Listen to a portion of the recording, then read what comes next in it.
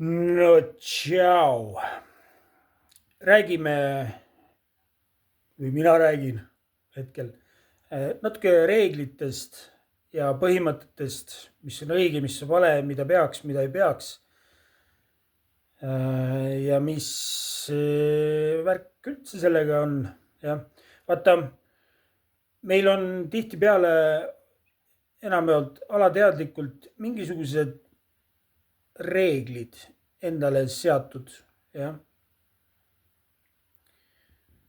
Aga sellel on ka varjupool.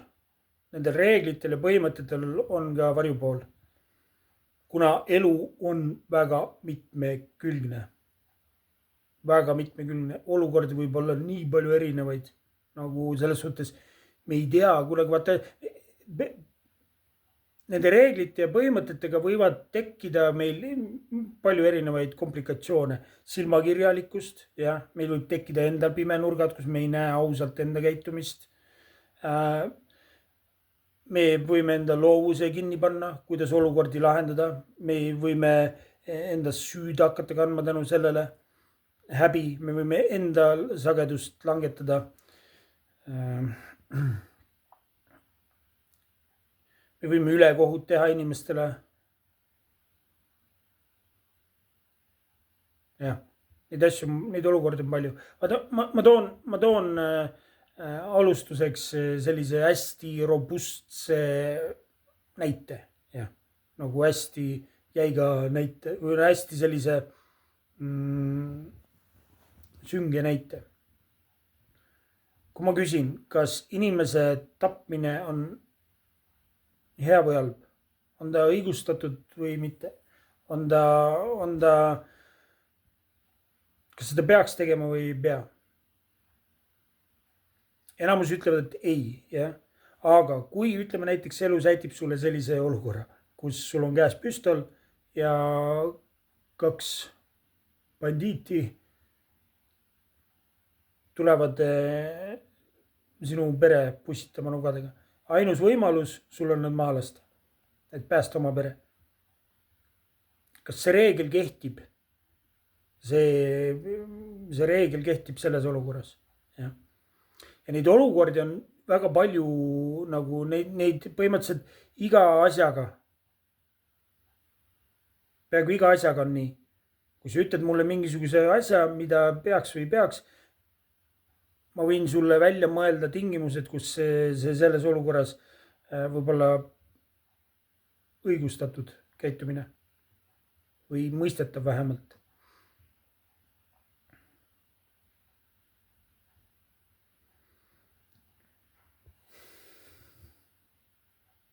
Vaata, hommikuti peab varakult ärkama, jah. Mingi dieet ja millist tuleb süüa, jah.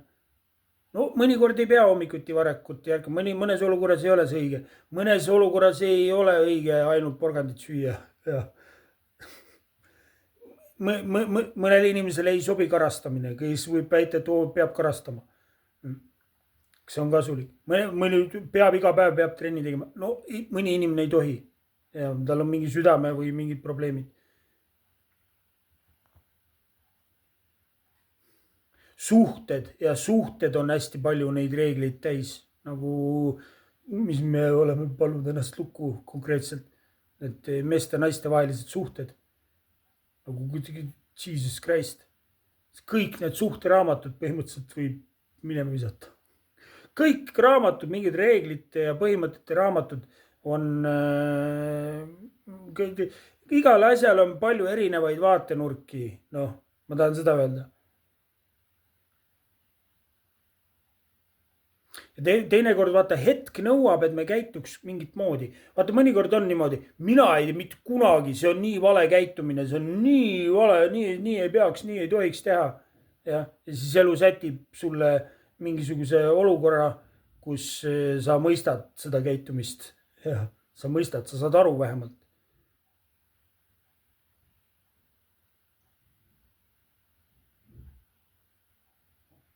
Kunagi ei tea, kuidas hetk soovib, et sa ennast väljendaksid.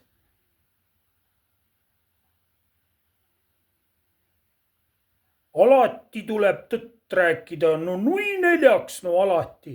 Ja. Aga kui väike infokillu mainimata jätmine päästaks miljoni inimelu, kas sa teeks seda?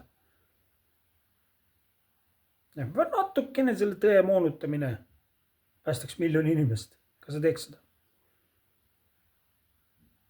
Vaata, me mõtleme, et valetamine on ainult valefaktide ütlemine. Jah, kui ma ütlen vale asja, et see on valetamine.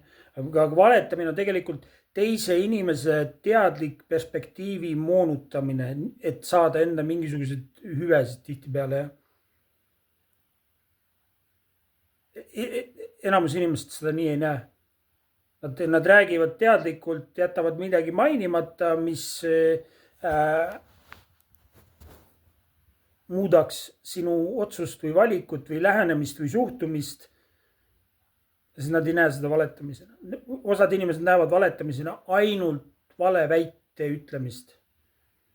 Nagu et see on valetamine. Aga tegelikult on ka see perspektiivi moonutamine, teadlik perspektiivi, teise inimese perspektiivi moonutamine, jätmata meelega teatud info ütlemata. See on ka valetamine.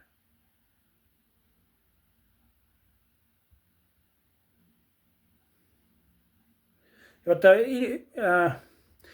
on nagu väärikas ja vääritu käitumine nagu selles suhtes, et vaata, enamus massidele on reegleid vaja, nagu kollektiivsel tasandil on enamus inimestele mingid kokku lepitud reegleid vaja, jah. Aga inimestel, kellel on nagu õiglustunne, soovivad alati rahu, diplomaatilisi lahendusi, neil on kaastunne teiste inimeste suhtes, püüavad olla õiglased, teadlikult ei taha, ei soovi kedagi kahjustada, siis nendel inimestel tegelikult neil on see sisemine kompass, mille järgi nad saavad minna ja neil ei oleks vaja. Ja. Aga enamus kollektiivsel tasandil on vaja reegleid, kuna muidu tõenäoliselt läheks suht käest ära. Ma ei tea, aga ma pakun, ennustan, et siis läheks asjad käest ära.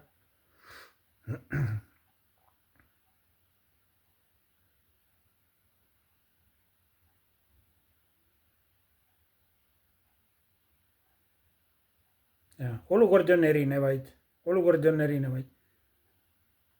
Ma ütlen, kui me paneme, raamistame ennast nagu liiga jäigad oleme nii-öelda, siis me hakkame nägema, kuidas kõik teised ümber ainult eksivad ja meie see ideaalne kuvand, mis meil on endast loodud, see ei lase näha, kui meie käitume mingites situatsioonides täpselt samamoodi. Ja me oleme silmakirjalikud.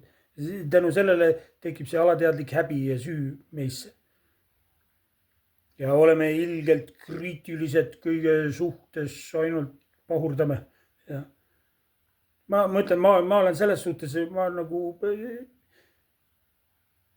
enamus inimestel ma kujutan ette, ma vajutaks päästikule mingit moodi, kuna mida vabam sa oled, mida vähem sul mingeid absurdseid reegleid on, seda igale maitsele peaaegu leiab midagi, kus jääd kellelegi jalgu kuidagi.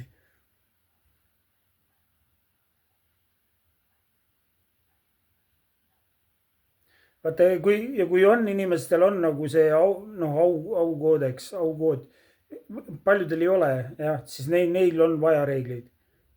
Muidu läheks võib-olla liiga isekaks ja käest ära nagu.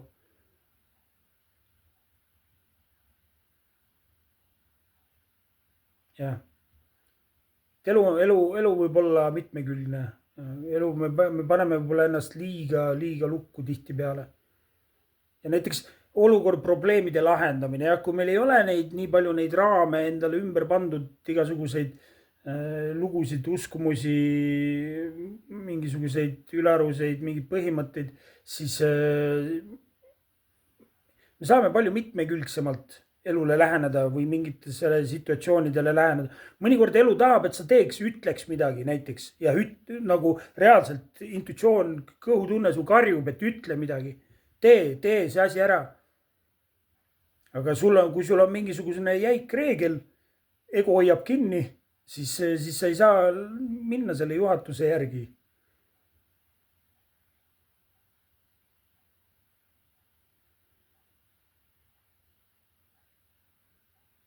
Ja vaata, on ka see teadlik tagajärgede valimine. See on, et me valime teadlikult tagajärgi lühikeses ja pikas perspektiivis. Meie ütlemine või tegu, mis tagajärgi ta toob. Nagu kui me saame teadlikult valida neid.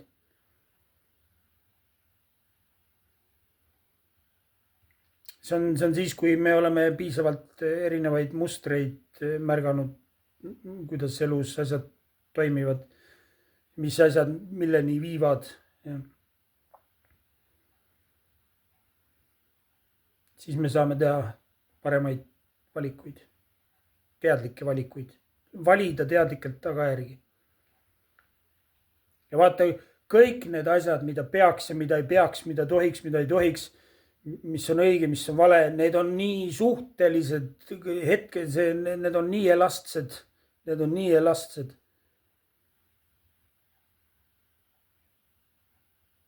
Ühes olukorras peaks nii tegema, teises olukorras ei peaks. Ja ma ütlen, neid igasuguseid neid reegliraamatuid või me inimesed õpivad, lihtsalt tuubivad, nii on õige, nii on vale. Või kuidas nagu õpitakse, kuidas reaalsusega manipuleerida. Ja ma olen ka seda teinud ja väga palju olen seda teinud. Mida rohkem nagu vanemaks saad, seda rohkem näed, kuule, mitte ükski neist ei pea paika, nagu alati on olemas teine vaatenurk. Ja siis põhimõtteliselt kõik need õpikud võib minema visata, kuna hetk nõuab iga kord erinevat lähenemist. Võib nõuda erinevat lähenemist.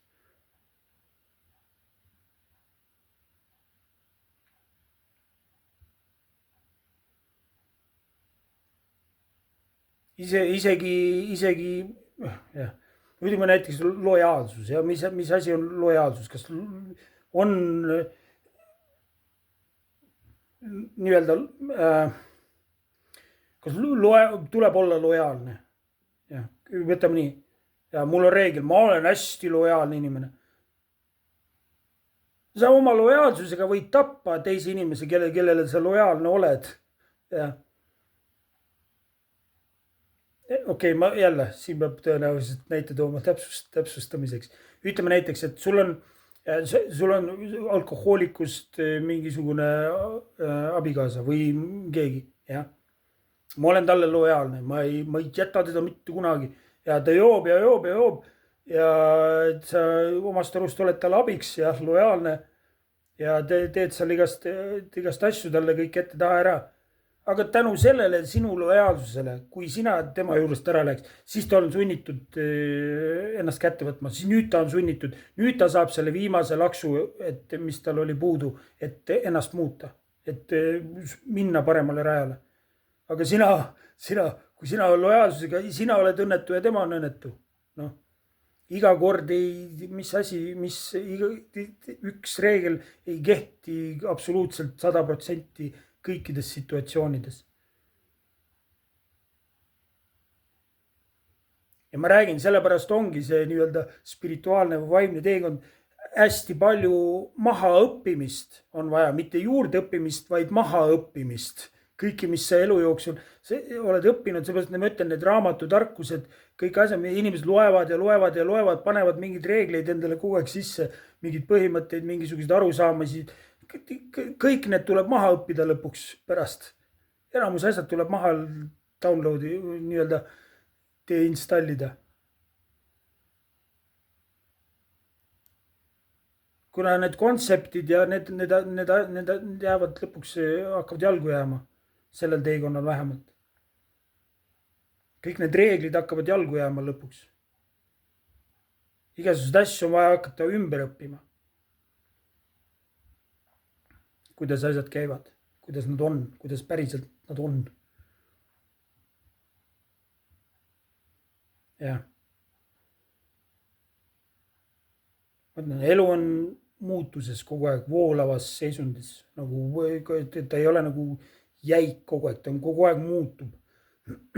ühiskonnad ka muutuvad kogu aeg. me ei tule tõenäoliselt kunagi lagedale mingi ideaalse moodusega, et selline ühiskond nüüd peab jääma. Mida rohkem me püüame raamist hoida raamis, et ei muutuks, et see ühiskond oleks kogu aeg, need traditsioonid oleks kogu aeg sellised, kõik oleks kogu aeg selline, ei, hoiame kogu aeg kinni sellest, et me ei luba nagu muutustel toimuda, siis see kuskilt lõpuks annab järgi ja kogu aeg muutused toimuvad. Ja nii on ka olukord nõuab kogu aeg muutlik, nagu et iga olukord võib nõuda erinevat lähenemist, iga hetk, kuidas see hetk nõuab, et me asjale olukorrale läheneks. Mõnikord on kasulik inimest aidata, mõnikord ei ole kasulik inimest aidata. Kuidas hetk nõuab? Mõni võib öelda, alati peab teisi aitama. No ei pea alati aitama. Sa teed olukorra hullemaks, kui sa aitad teist inimest teinekord.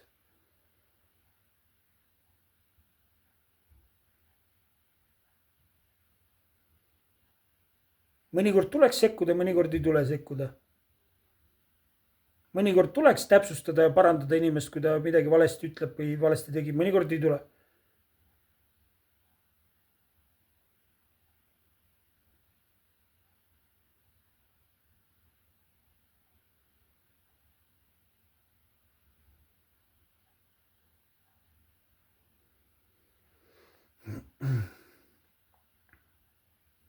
Ja nii on põhimõtteliselt kõigega siin elus, nagu kõigega siin elus põhimõtteliselt.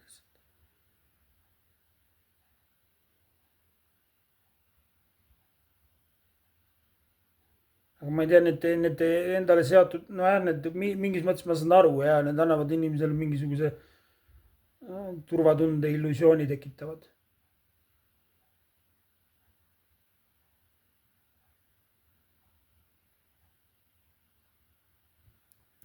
jah, peaks või ei peaks, tohiks või ei tohiks. vaata, ma ütlen, mul on olnud niimoodi, et ma juba ei mäleta, kas ma rääkisin sellest või ei rääkinud.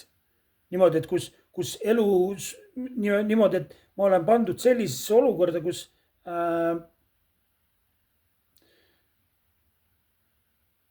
mul on tekib peas mingi lahendus ja ma ei taha seda teha nagu see, aga ma ei näe muud lahendust. siis ma olen nagu selles suhtes, et ma tean selle tagajärgi, milleni see viivad, aga ma ei näe muud lahendust.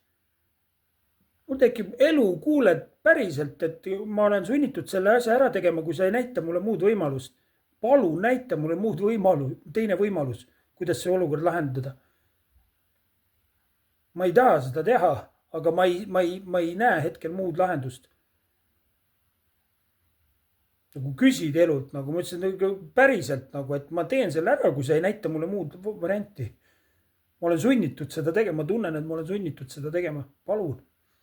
Ja siis elu näitab, kui see tõesti, kui sinus on mingi aukoodeks või mingisugune sisemine kuskilt teadmine, et sa tahad selle muud moodi lahendada, siis küsi elult.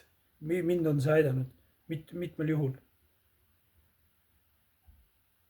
Teinekord elu sätib lihtsalt sulle sellise pusle kokku, et sa ei tea, kuidas siin, mida.